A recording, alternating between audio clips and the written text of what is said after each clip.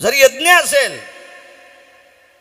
मग तो नवरात्रीतला हवन असेल, ग्रामजोशी पुढे बसेल, तो वास्तूचा हवन असेल,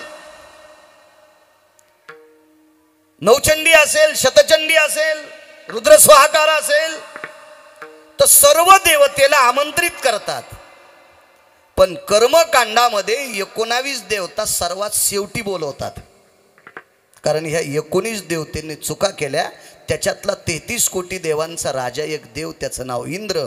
आणि ब्रह्मदेव सृष्टीचे निर्माण करते जरी असतील, कुलाल हाडाचा, बापचा आढाचा, अखंड मडके घडीतोरे, हे 3.5 हाताचे घर तयार करायचा कारखाना सत्य लोकाचे मालक विधाता यांच्याकडे जरी असेल, तरी पण त्या 19च्या यादीमध्ये विधात्यांना सुद्धा घातलंय.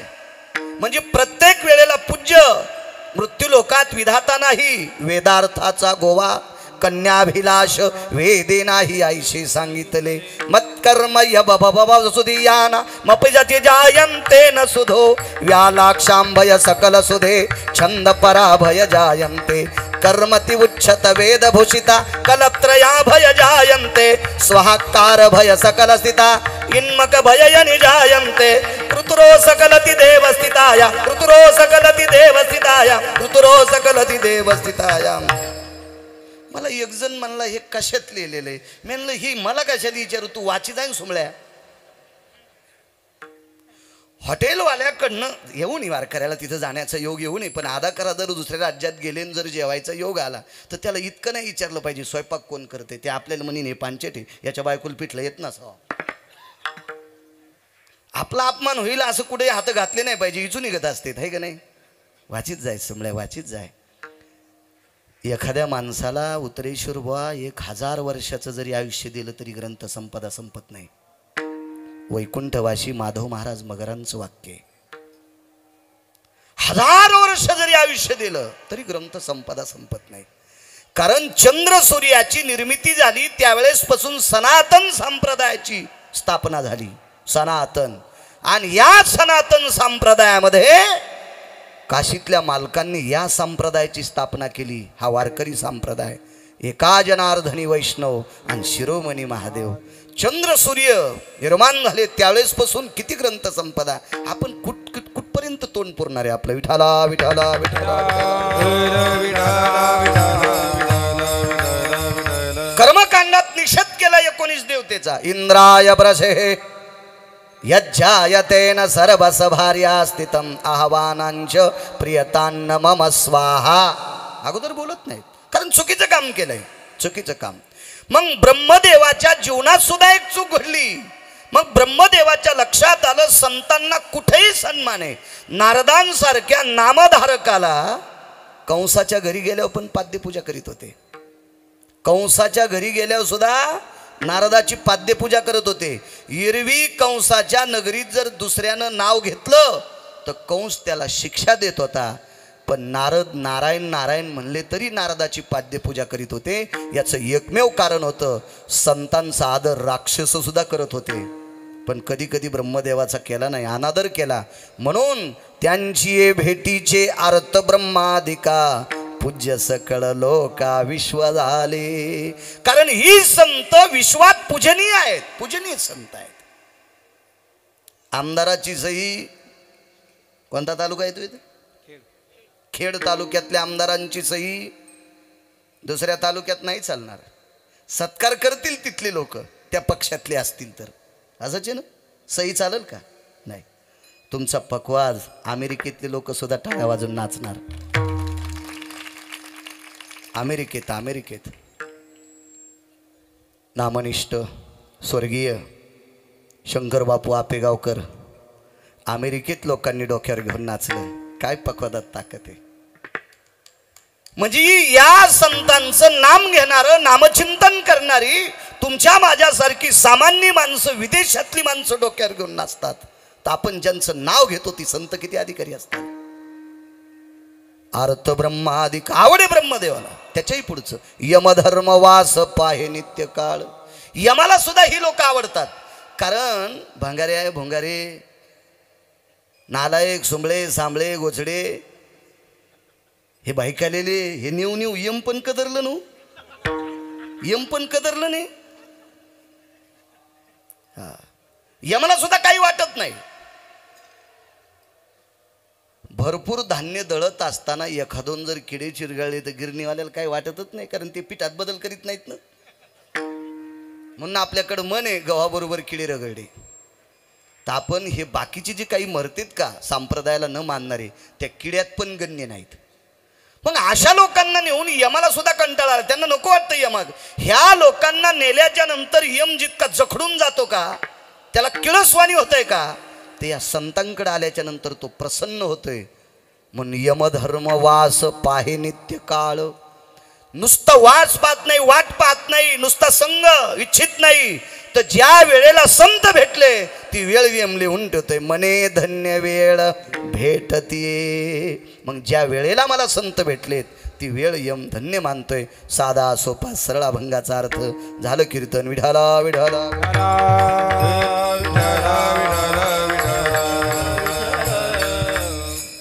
समाधी उत्सव चालू आहे. आपण ज्या पवित्र नगरीत आहोत, या नगरीत कालच्या सप्तमीपासून तर आमोशापर्यंत अशी देवताच नाही की ती देवता आळंदीत येत नाही. कालची सप्तमी तर आमोशा नियम आहे यात्रेचा. उद्याच्या आमोशापर्यंत खरी यात्रेचा हा प्रसंग. असं एक पृथ्वीवर एक स्थळ आहे, ते स्थळ म्हणजे अलंकापूर. ह्या एवढ्या सप्तमी ते अमावशापर्यंत स्वर्गात अशी देवताच नाही. काय त्या देवतेची मायवेली, त्याला इथे याचा कंटाळा येतोय. त्या प्रत्येक देवतेला इथं कोणी आणीत नाही, त्या देवतेला यावं वाटतंय. म्हणजे कोण्याही देवाचा जरी भक्त असेल ना, कोण्याही देवाचा भक्त, त्यानं या एवढ्या दिवसात अलंकापुरात आळंदीत आला की त्याला त्याच्या आवडत्या देवाची पायधूळ त्याच्या अंगावर पडते. एखाद्या वेळेस तो देव कुठे असेल त्याला सापडणं शक्य नाही, तो त्याच्या भटकंतीत देवता असेल. पण एवढ्या अवस्थेत इतक्या कालामध्ये प्रत्येक देवता आळंदीत हजर आहे. म्हणजे तो कोण्याही देवाचा जरी उपासक असेल, गणपतीचा असेल, जगदंबेचा असेल, काही एखाद्या तीर्थाचा असेल, हे सर्व तीर्थ सर्व देवता या ठिकाणी हजर होतात. म्हणजे त्याचीही मनोकामना पूर्ण करण्याची ताकद या मातीत आहे. या मातीचे मालक माऊली महावैष्णव ज्ञानोबा आहे. तो उत्सव चालू आहे. महिमा सांगतो. एकदा माऊली महावैष्णव ज्ञानोबा आहे तीर्थयात्रे करता निघाले. काय त्यांचा महिमा सांगतोय. तीर्थयात्रे करता निघाले. गेलं पाहिजे यात्रेला. यात्रेला गेल्यावर माणसाचा अहंकार संपत असतो. आमच्या इथे एक माणूस होता, त्याला 3 मजली घर होतं आणि गावात सगळ्या लोकांना 1 मजली होतं. म्हणून पाहुणे राहुणे काही साखरपुडा काही काही असेल, लग्न कार्य मुंज वगैरे काही असेल तर मग तो त्याचं थोडंसं कानं उंचच चालायचे. है की नाही फकरू महाराज, ते आमच्या गावात होतं. तर ते कधी बैठकीत आपलं घर कसं काय बघा, चहाल नेत नव्हता. आपलं घर कसं काय बघा. आणि कधी कधी काही काहींचा प्याला नाही पाहिजे. तुम्हाला एक माहिती आहे का, निकृष्ट माणसांच्या धान्याला पण किडे लागत नाहीत. आणि सात्विक माणसानं त्याला औषध लावलं तरी पण किडे खाते. म्हणजे काहीचं अन्नच पवित्र असतं ना, काहीच्या धान्याला किडे पण लागत नाहीत. काय काय काय मला वाटतंय आशयाच्या पंक्ती महाराजांनी घेतल्या नाही पाहिजे. हो हो, पण त्यानं पंक्ती देण्यासाठी आमचे लोक बुट उचलित का काय माहित त्याचे. विठाला विठाला विठाला. सात्विक शक्यतो तपासलं पाहिजे त्याची पंगत. अहो एका माणसाची 14 देशीचे दुकान, ते म्हणलं तुम्हाला पट्टी हे घेतो पंगत. म्हणलं माहिती दिंडीत नाही ना. आणि त्याचे दुकानं 14 देशीचे. त्यानं महाराष्ट्रातल्या किती बायका विधवा केल्या असत्याला सांगा ना. मी म्हणलं नको वा, तुझे पैसे नको, तुझे पैसे घेऊ तर मही मरायची. मी आरीच तर 75% बाहेर खातो, 25% खाचं तर ते व्हायचं नाही. मागणं पुढं फुफुटा उडक कशाला आगावपणा, तो नकोच गडे. म्हणलं नको. हा हा, त्याचा बाप मेल्यावर फुकल्यावर देशीचा वास येत होता सरणातून. त्याचं काय आपल्याला पावणार आहे मला सांगा बरं तुम्ही. पाप लागतो, पाप लागतो. विठाला विठाला विठाला.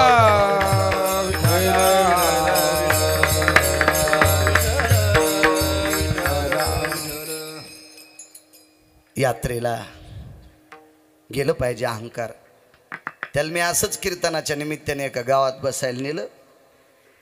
बऱ्यापैकी शहर होतं, तर तिथं त्या माणसाचा 18 मजली बंगला होता.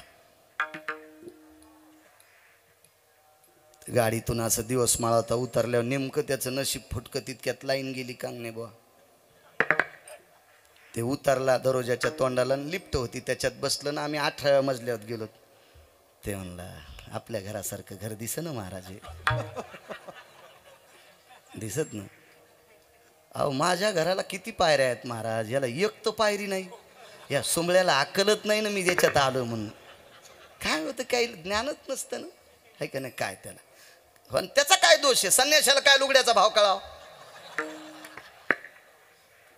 आहे का नाही. काही संबंधच नाही ना त्याचा. तितक्यात लाईट आली. बरं आहे राव, आपल्यापेक्षा घरात लाईट जरा शिल्लक बसलेली इथं. बाकी ठेवून घेऊन आपल्या घरासारखी नाही. त्या यजमानाला सांगितलं फेटा बांधून मी लिफ्टमध्ये जातो, महा इथं बॉईल जन खराब झालेला आहे अपघातात, याला जिनेवून आण. तर ते म्हणलं महाराज तुमच्या संचयित. मी म्हणलं असू दे ना, आण आण. जरा आषाढ महिन्यातल्या शिदडावानी वळवळ करायला आणू दे आणू दे. मग जिनेवून आणला तर त्यानं अर्ध कीर्तन ऐकलंच नाही. तर मी म्हणलं कस का. ते म्हणलं टोंगळे भरून आले, पिंढऱ्यातला जीव मांड्यात गेला, मांड्यातला कमरात गेला, कामरातला गळ्यात आल्यावर मेलो असतो.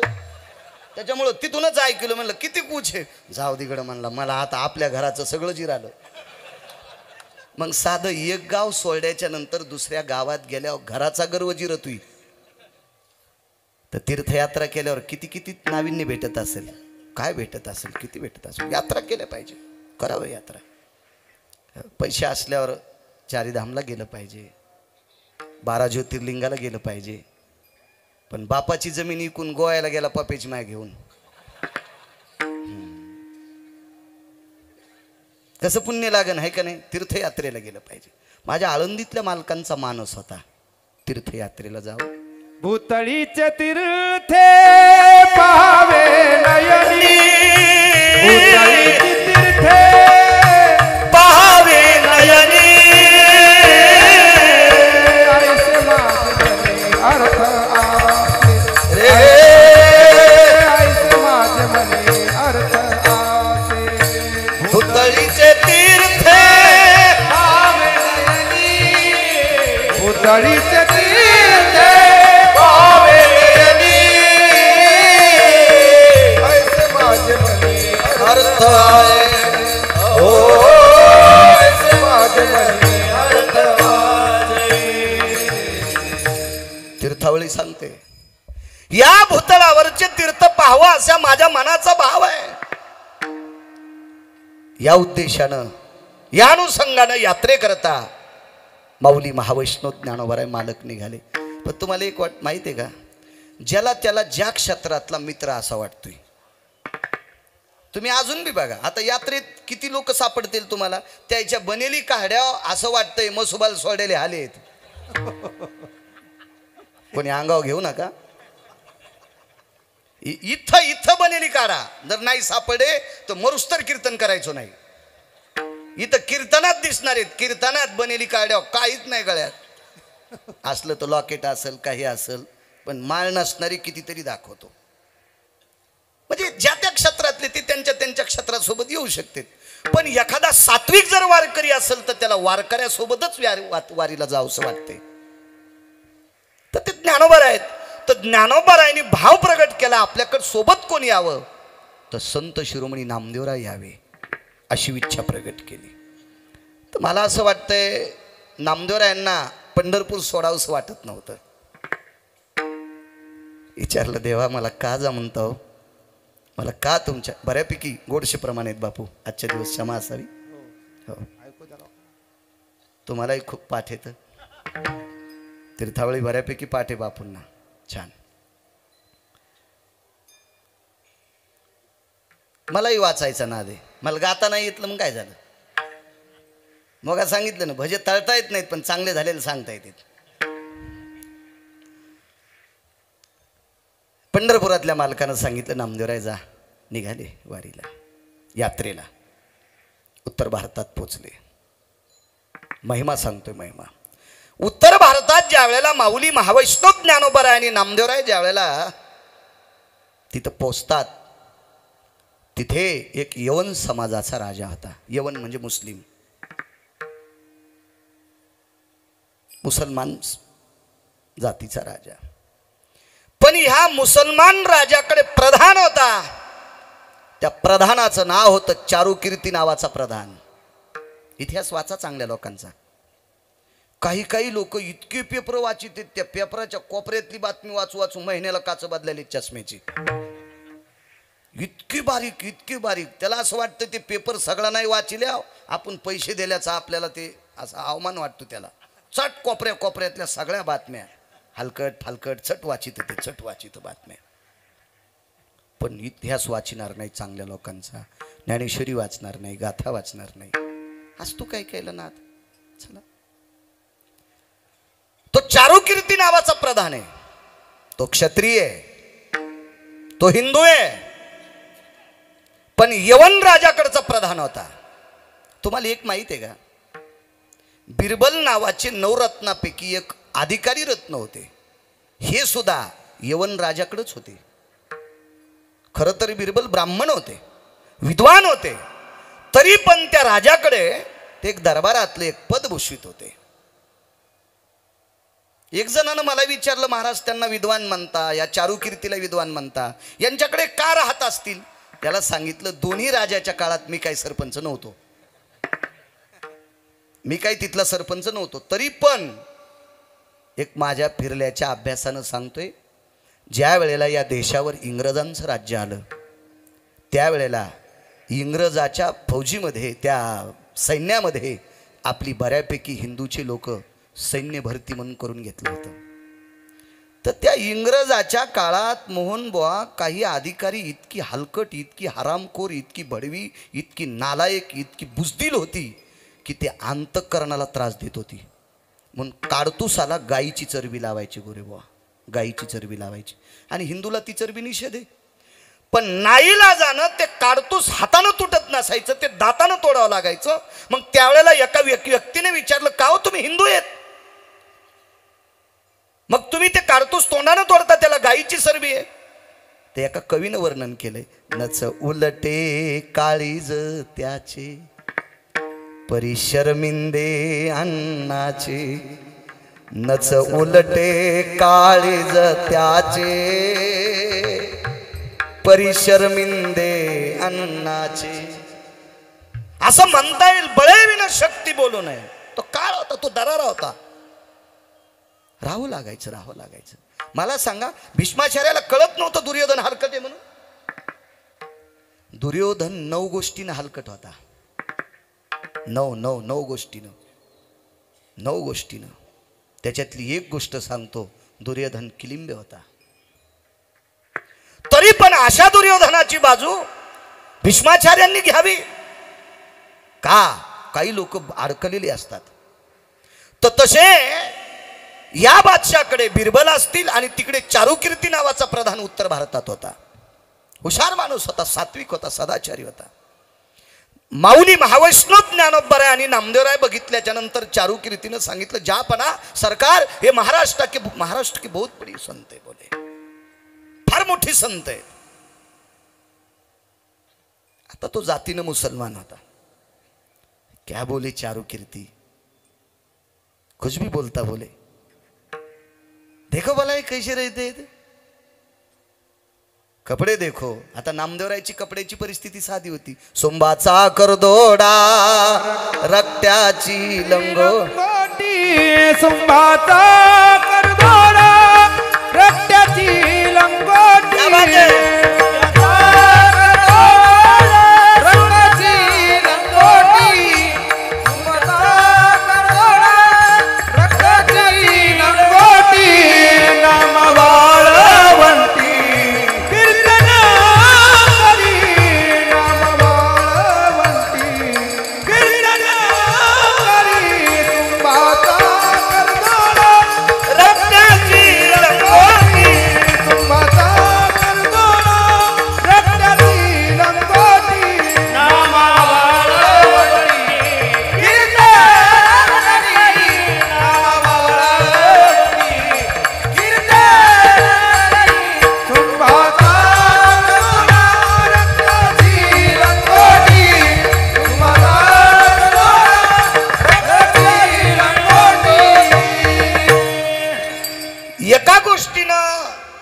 वरची भौतिक श्रीमंती पाहिली तर नामदेवरायची श्रीमंती अशी होती.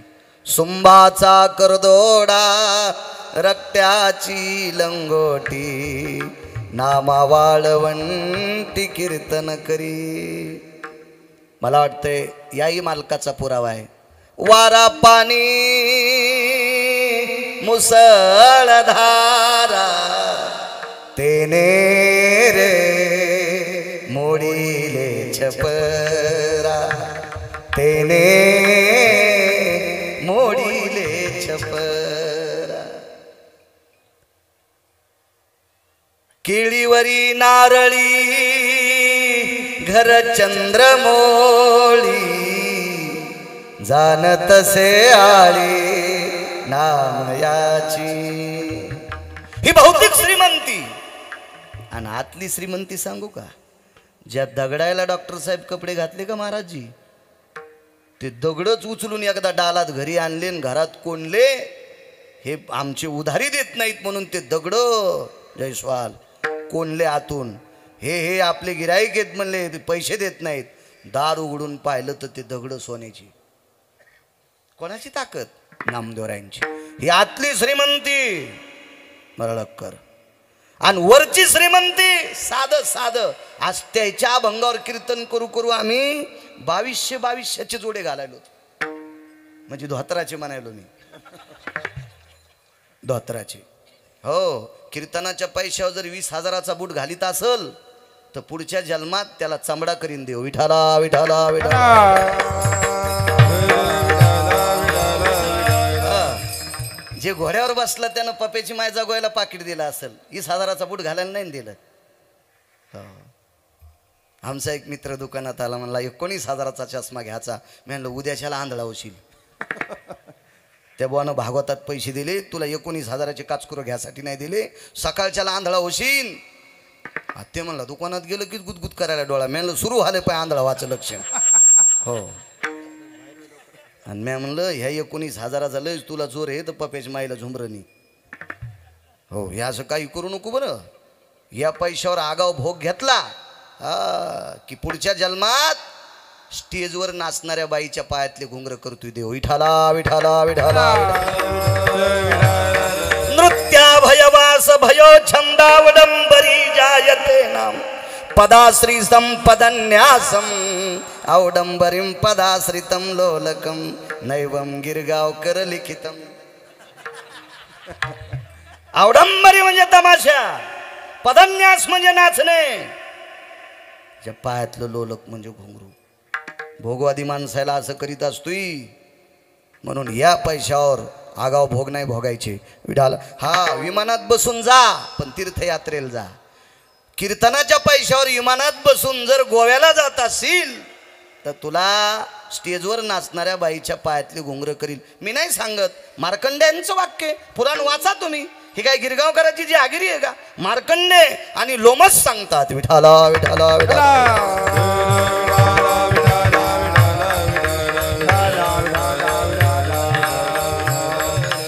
चला, बादशाहने चारुकीर्ती नावाच्या प्रधानाला सांगितलं, अरे देखो मला कपडे देखो उनके साधे. तुम्हाला एक माहिती आहे का, 50 वर्षापूर्वी इतक्या क्वालिटीच्या कंपन्या नव्हत्या. पैसे होते लोकायला महाराज, पण अप्पा या क्वालिटीचे धोत्र नव्हते.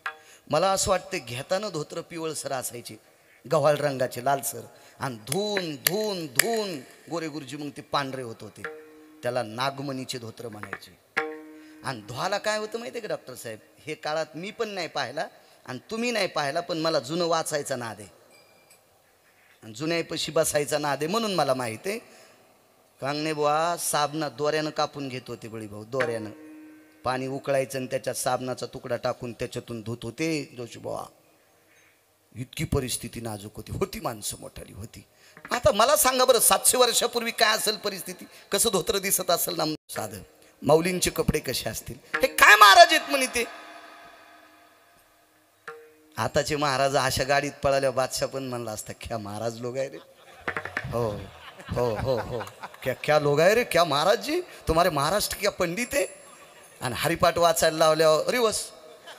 हो देखो भला क्या क्या क्या इनके सामने पदवी कैसी लगी है. आचार्य पंडित जी शास्त्री कैची पदवी लगी क्या महाराज आहे तुम्हारे महाराष्ट्र के. आणि पदव्या टाकायला काय लागते. पदव्या टाकायला लावणारा हिंदून पत्रिका छापणारा मुसलमान.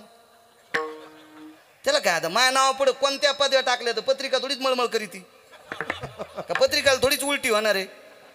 फक्त माझी लायकी नसताना जर ती पदवी टाकली तर बाळाला उलटावा. आपली लायकी नाही रे बाळा तरी तू ह्या पुढे ती पदवी टाकली अशी नाही टाकून. गौरवयासाठी स्वामी सेवेची कसोटी त्या पात्रतेत असला पाहिजे त्याचं गौरव. काय माणूस आहेत म्हणे काय महाराष्ट्र के बडे बडे संत बडे संत बडे संत काय काय म्हणे. पण चारुकीर्ती नावाचा प्रधान इतका हुशार होता. त्यानं सांगितलं सरकार मी या तोंडानं वर्णन करू शकत नाही तितके अधिकारी संत आहेत. चारुकीर्तीनं सांगितलं सरकार ये जे संत है ना नामदेव नामक इनके घर में एक सेविका है दासी है बोले दासी.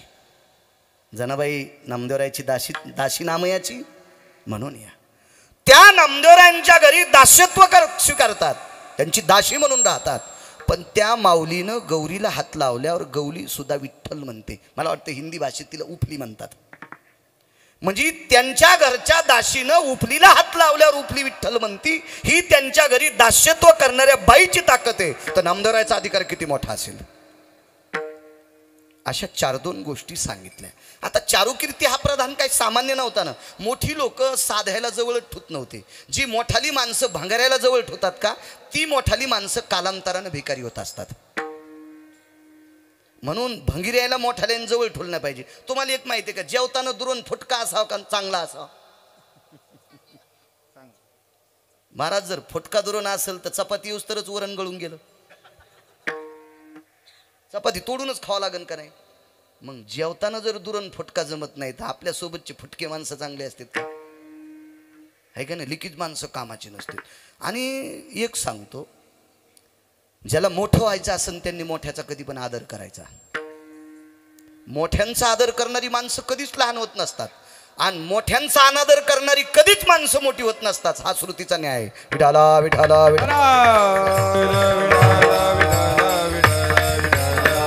मला सांगा चारुकीर्ती सारख्या वारकरी प्रधान तो वारकरी होता बरं वारकरी होता.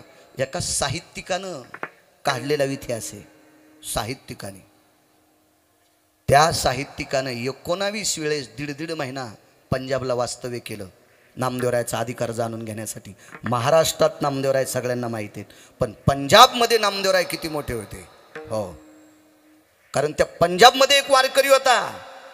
त्या वारकऱ्याचा आज आपल्या याच्यात अभंग आहे.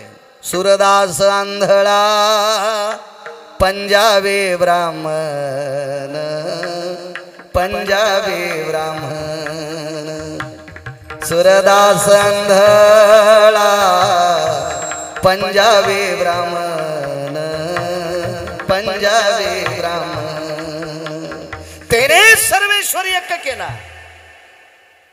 पंजाबचे ब्राह्मण होते सुरदास. या सुरदासांची त्या काळातली ख्याती आहे. चारुकीर्ती भय प्रधानोयो यवनस्याधिष्ठितंति जायम कृतुसंगा भय व्यालाक्षायाम पदच्युता भय नाविन्ययो.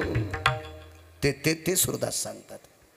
19 चक्र केलं पंजाबला. त्याचं नाव शोधलं त्याचं नाव होतं चारुकीर्ती. मला सांगा जातीनं जरी मुसलमान होता पण वारकरी प्रधान ठेवल्यामुळे आज कीर्तनात त्याचं नाव निघल्या जाते. त्याचं नाव कीर्तनात निघल्या जाते. पण शक्यतो मोठी माणसं दुसऱ्याचं ऐकून कोणाला मोठं म्हणत नसतात. त्याचा अधिकार जाणतात. तुम्हाला एक माहिती आहे का रामेश्वर शास्त्रींनी तुकोबारायची आरती लिहिली. आधी नाही लिहिली. तुकोबारायचा अधिकार लक्षात घेतला आणि मग तुकोबारायचा अधिकार इतका मोठा होता की रामेश्वर शास्त्रीच्या लक्षात आलं मी करूच काय. आरती लिहायला बसले शाही दौतीतली शाही संपली. करावं काय. मग शेवटचं कडवं येत असताना ज्या वेळेला शाही संपती त्यावेळेला टाक मांडी जन्नुर्जंगा भैरव्याप्ती हो अशुद्धो भयस्थिता. अशुद्ध म्हणजे रक्त जन्नू म्हणजे मांडी. आणि मग त्या मांडीत टाक टोचला आणि रक्त लाल निघलं. लाल रंग हा प्रेमाचं प्रतीक आहे. आणि त्यानं आरती लिहिली तुकिता तुलनेशी ब्रह्म तुकाशी आले. पण कधी अधिकार लक्षात घेतल्यावर मोठी माणसं शक्यतो तुमच्या बात बताण्यावर गोरे गुरुजी दुसऱ्याला मोठं म्हणत नसतात. आणि सहज मोठं म्हणल्यावर फजिती होत असती. ह्या गप्पा छप्पा हाणणारी माणसं काही बी आणतात. ह्या 150 तू इतका रडा की आम्हाला वाटलं कोणाला अटॅकच आला काय लग्नात. नाही म्हणला मंगलाष्टकच असं रडत रडत म्हणतो. असं असतं वैर म्हणलं सुंबळ्या.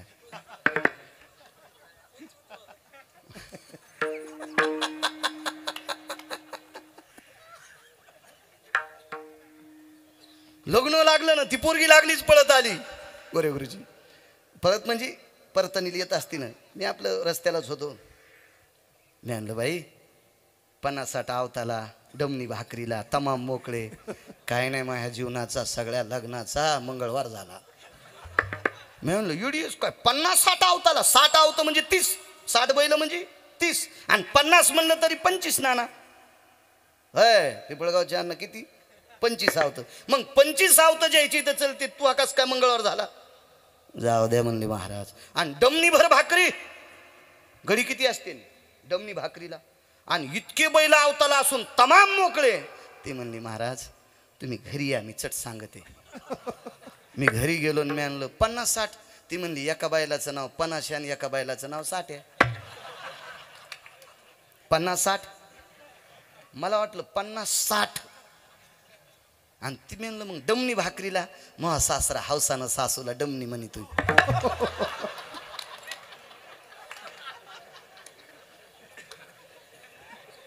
महेश अजून तो कशातच काय नाही तर लग्नाच्या गप्पा ऐकल्या इतका हसायला. आणि म्हणलं तमाम मोकळे म्हणलं किती. ते म्हणला आमच्या सासूला लग्नात गाय दिली ती. गाईला झाला निकाळ्या आणि ती मेली. आणि तेव्हापासून तिचं गोरं पवळीवर उड्या हानीचं ते हे लंगड. आणि ते नुसतं गाव खराला मोकळं फिरतोय. त्याचं नाव ठेवलंय तमाम. ह्या अशा गप्पा ऐकल्या अशी फजिती झाली. हो आणि आम्हाला वाटलं इतके आवतं म्हणल्यावर तिच्याकडे बंगला गिंगला असल. आम्ही पोरगी नेऊन घालायला गेलो तर डबकं घेऊन येड्या बाबरी. काय फजिती असं. त्याच्यामुळं कोणाचं ऐकून कोणाला मोठं म्हणायचंच नाही. हा कामाचं नाही. तो राजा आहे चारुकीर्ती नावाचा पैलवान प्रधान वारकरी त्याच्या शब्दावर विश्वास आहे. पण राजा म्हणला तपासून पाहायचं. काय तपासलं पाहिजे का. नामदेवरायला तपासण्यासाठी गाय कापली आणि नामदेवरायनं ती गाय चेतन केली. ऐका. आणि माऊली महावैष्णवांना तपासण्यासाठी विहिरीचा अधिकार लक्षात घेतला. खोल पाणी आहे. मला वाटतं अष्टमा सिद्धीपैकी लघिमा नावाच्या सिद्धीचा वापर केला. त्या सिद्धीला लघिमा नावाची सिद्धी म्हणतात. या सिद्धीच्या बळावर माऊली महावैष्णव ज्ञानोबारायांनी वरी पाणी आणलं. दृष्टांत संपला. परिणाम काय झाला सांगू तुम्हाला. बाकीच्या राज्यातली संत शक्यतो आपल्याकडच्या संप्रदायाला इतकं मानित नव्हते. एवढं मानित नव्हते.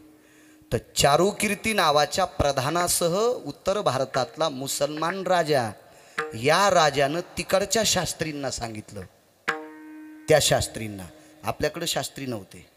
मला वाटतं महाराष्ट्रात पहिले शास्त्री आले जगन्नाथ अण्णा पवार, तुकाराम महाराज महामुनी आणि दैठणकर प्रल्हाद शास्त्री दैठणकर. हो आणि ही शास्त्री पदवी यांच्या अगोदर पैठणला तपासल्या जायची. पण अगोदर शास्त्री पदवी उत्तर भारतात दिल्या जायची.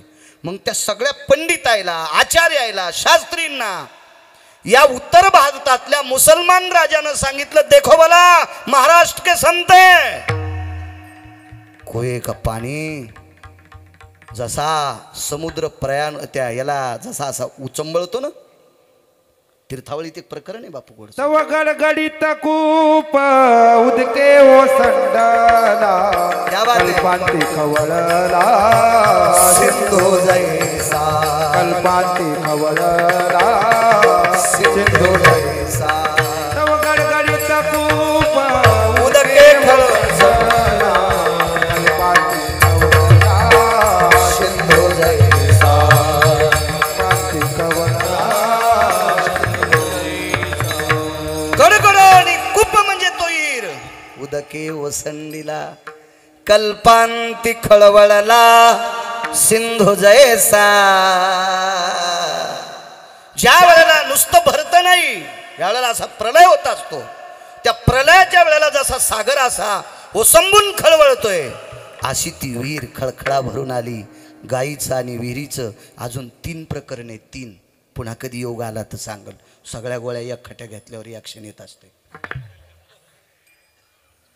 असे 5 प्रकरण उत्तर भारतातल्या मुसलमान राजाने उत्तर भारतातल्या शास्त्रींना सांगितलं, आनंद आश्रमातल्या लोकांना सांगितलं, तरी ती मानायला तयार नव्हते.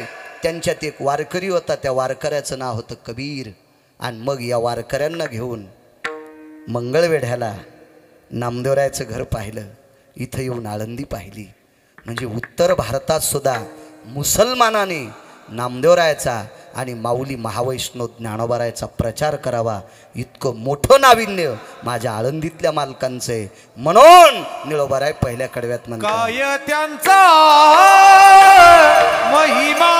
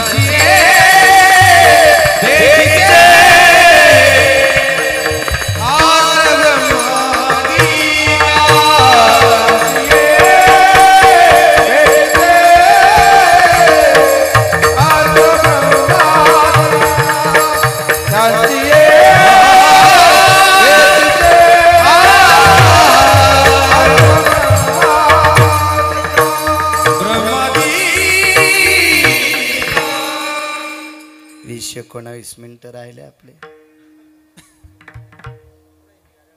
ट्रॅक्टर किती भारीचं घ्यावं, पण आपला बांध आला की स्टेरिंग फिरी जावा. हो, दुसऱ्याच्या केळीत कशाला घालायचं आहे का नाही, चूक असते. असं नाही करायचं. आपलं जित्रोक बांध आहे का तिथूनच वळवायचं. हो. शेजारणीनं सुनानं जास्त शेण कालिलं म्हणून सडा टाकला शेजारणीच्या अंगणात. तर ती अशीच होती. ती म्हणली, घेती काय ग मग अंगण, इथं सडा टाकला अंगण घेती काय. तसं आपल्या इथं 100-200 म्हशी असावा, पण आपल्याच अंगणात सडा टाकावा. उगाच शेजारणीचे कशाला बोट तुराट्या मोड्यावर बोट मोडी ती नको. आपले आपले वेळेत जेवायचं. मला वाटतंय आदरणीय सटले गुरुजींचं भजन दुपारी का नंतर आहे. वा वा, गायनातलं एक तज्ज्ञ रत्न आदरणीय सटले गुरुजी. गोड गोड. पुन्हा लोक जेवायची वाट करी. असो, एका व्यक्तीने 250-300 ग्रंथ लिहिली. अशा एका महात्म्याचा पुरावा सांगतो आणि पूर्णविराम करतो. काय महिमा आहे मालकांचा. आपण ज्या भूमीत आलो का या भूमीची ताकद काय. राजे हो, इथं येणारी माणसं पंढरपुरातल्या मालकाला सुद्धा आवडतात. यात्रे अलंकापुरा येती,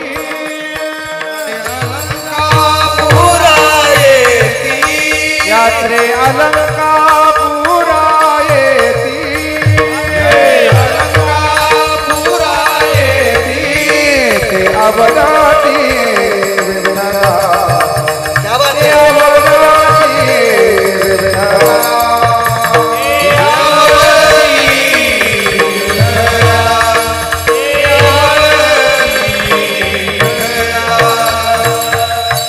खूप काही पुरावे आहेत. आपण 1.5 महिना झालं की पुरावे पाहिले होते.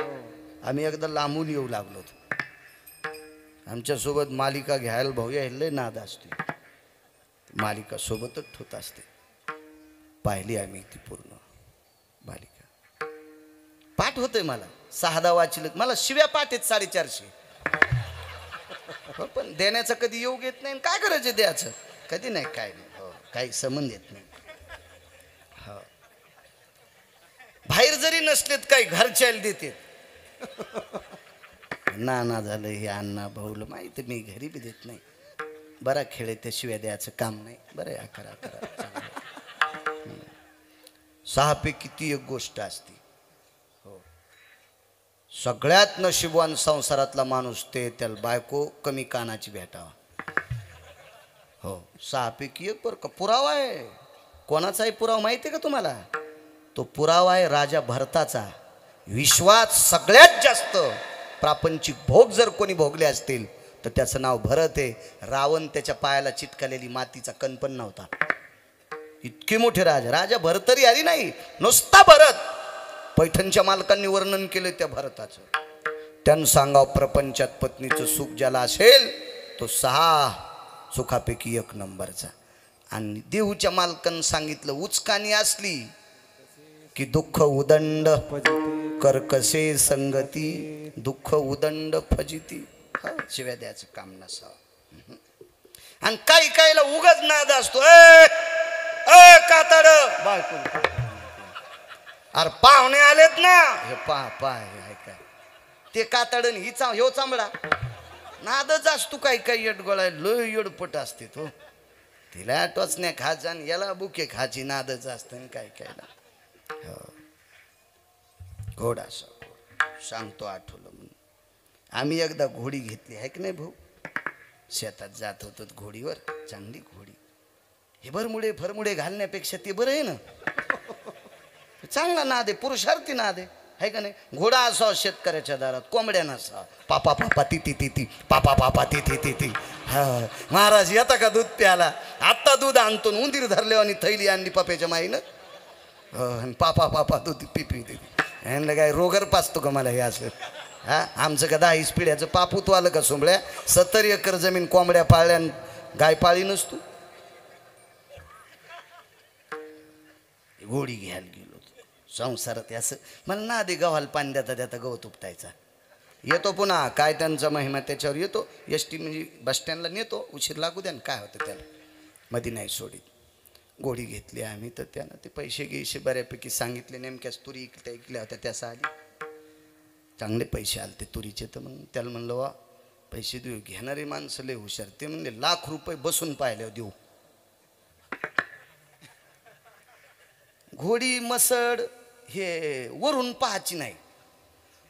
म्हशीला बिब्याचा वाफारा द्याला आणि कास आली माठावानी. येडगळ होतं. घरी घेऊन आलं बापान पैसे ऐकले आणि ते कापूस शिकला आणि म्हणला मसड पान किती मोठी कास आहे. दुसऱ्या दिवशी वाफारा गेला आणि कास झाली बुटक्यावानी. तर छापी भिजवायला पाणी नाही. छापी नाही कळायची तुम्हाला. छापी म्हणजे आमच्या मराठवाड्यात चिलमीच्या खालून लावते त्या धुडक्याला छापी म्हणते. हो, छापी भिजवायला दूध नाही. ती मसड कडब्याचा कारण हो. 19 पेंढ्या मकाची खाची. हा, दुधाचा पत्ता नाही. हो, बैल पण धरून पाहायला पाहिजे. फिरताना पावलं साळी कुठल्यावर टाकीतो. हो, कापसाच्या मुंडक्यावर पावलं. काय करायचं ते बैल आहे का नाही. घोडं सुद्धा बसून पाहिजे. देखाय काय करायचं ते का प्रदर्शन मध्ये मांडायचं का. ते म्हणले महाराज जी ऐसा काम करो, ये सब पैसे मंगत द्या. हिंदी अशीच आहे मैन, आपल्याला येतच नाही ना, आहे का नाही? माई हिंदी इधर से गाडी आई उधर से गाडी आई, गाडी चली गई मै खाली राहिला. आणि काय करायचे, मला मराठी नीट येते ना, मला एक कळतं जिला गौऱ्या लावता येत नाहीत का तिने धिरडे करू नये. हो ना द्वारकाबाई, हो कस्तुराबाई, मंजुळाबाई, शेवंताबाई, चंपाबाई, अंतिकाबाई, हो भागूबाई, हो जिला पिठल्यातले गोळे फुटत नाहीत का तिनं बासुंदी करून ये, दुधाचा खराबा हो तुझी जी. हो ना, पिठल्यातलेच गोळे फुटणं तर कशाला बासुंदी करते माय, त्याच्यापेक्षा आम्ही तसंच पिऊन. ज्याला मराठी नीट येत नाही त्याला बोलायचा ना उसका रस. अरे उसका म्हणजे कोणाचा? उसका रस पिंगे, उसका. अरे उसका कोणाचा पितो? एक तर उसाचा म्हण नाही तर गन्ने का म्हण ना, तो उसका रस. म्हणलं त्याच्या रसामुळं पप्याच्या माईने हिरीत जीव द्यालाय आणि तू त्याचा रस आम्हाला पाजल्यावर मारतो काय सुंबळ्या. विठाला विठाला.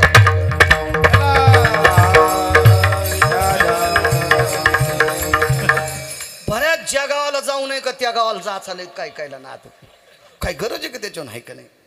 मग ते म्हणलं हे सगळे पैसे नंतरच द्या. म्हणलं काय हरकत नाही. ते आलं ते म्हणलं बसा, पहिली चाल आहे का नाही शिवाजी भाऊ, पहिली चाल, दुसरी चाल, तिसरी चाल, 45 ते 50ची मोटरसायकलची स्पीड. त्या चालात घोडी पळावा आणि हातातल्या तांब्यातलं पाणी सांडू नये. तिला घोडीच्या तिन्ही चाली म्हणावं. चाली तिन्ही होत्या, त्याला 11,000 आगाव दिले की नाही आपण? दिले. ती कीर्तनाचे दिले ते मात्र, आणि ते आधी दिलेले तू तुरीचे होते. माणसानं कीर्तनात खरं बोलावं, आहे का नाही? जिबीला इचुडसन झोपीत एका दिवशी खरं बोललं पाहिजे माणसानं. हो काय, आमची इथे एक म्हातारी गावरान तुपात चपाती खाची, शेजारने विचारलं जीजी काय खाल्लं? काय नाही कुटके खाल्ले. सकाळच्याला मसड मेली, पाठच्याला मसड मेली, जीव गेल्याच निमित्त झालं, मेली सकाळच्याला मसडन. खोटं काऊन बोलायचं? हो मग ते माणूस खुश झाला. मी म्हणला घोडी लई चांगली, तिन्ही चाली. गेलो शेतात, घोडी पहिल्या चालीला चांगली, मधल्या चालीला चांगली, तिसऱ्या चालीला चांगली, पण घोडीला खोड होती, लोंब कळलेल्या बोरी खालून जात होती. हो स्पीकरवाले, तुम्हाला काय घोडी माहिती आहे असन, पण वेगळी घोडी माहीत असेल. ही 4 पायाची घोडी तुम्हालाही माहीत नसेल. विठाला विठाला विठाला. खळखळून हसायले ते पण बिचारे. नशीब माझं चांगलं, मला 4-2 बाऱ्या बसता उतरता येत होतं म्हणून उडी टाकली, नाही तर गिरगावकराचं थुत्तर सगळं वरबाडून गेलं असतं. अशा घोडीवर बसण्यापेक्षा पायी चाललेलं बरं, आणि उचकाण्या बायको संग संसार केल्यापेक्षा इधूर भलं. वैकुंठवाशी बापसाहेब मालक म्हणायचे, आयंदळ घोडीशी पायंदळ भला, आयंदळ घोडीशी पायंदळ भला, आणि अवकुसळ बायकोशी रंडका भला. म्हणायचे की नाही मालक? बरं आपलं वाक्य नाही, मालकांचं वाक्य. विठाला विठाला विठाला. चला पुन्हा सांगतो मालकांचा अधिकार. काय अधिकार आहे? त्या ठिकाणी येणाऱ्या वारकऱ्यांचा आदर विटेवरच्या मालकाला सुद्धा आहे. खूप मोठी ताकद आहे. तुम्हाला एक सांगू का? प्रमाण घरी गेल्या वाचा. आता इथं येणाऱ्या व्यक्ती त्याचा उद्धार होईल नवळ नाही, त्याचे कुळ सुद्धा उद्धारतात. वाचा, इथलं प्रकरण वाचा, समाधी प्रकरण वाचा, लक्षात येईल तुमचं. वा वा वा वा वा, चांगलं वाचायचं शिकार सज्जन. तुम्हाला एक सांगू का? तुम्ही जर तीर्थावळी, समाधी प्रकरण, नाट, हे सगळे जर प्रकरण जर तुम्ही वाचिले ना, आणि तुम्ही जर आमच्या पुढे बसले ना, तर काय आमची टप्परे भांगारवा बोलायची. घाम आला पाहिजे गुरुजी, असे श्रोते पुढे पाहिजे. कीर्तन करताना कष्टावाला झाला पाहिजे, पण घामानं. हो असे श्रोते पाहिजे. आणि तुम्ही काहीच नाही, हा मग चालतंय आमचं, याला बेलाला शिमग्याच्या त्याला, मग काही बी बेल वाया गेले ग बाय बाय, तिकडच घसरून मेले. उलथी नाही व्हायचीस का? काही म्हणे ती का काही बी. माझ्या आळंदीतल्या मालकांनी तुम्हाला शंकर उपमा दिली, ती अशी याच्यासाठी दिली का?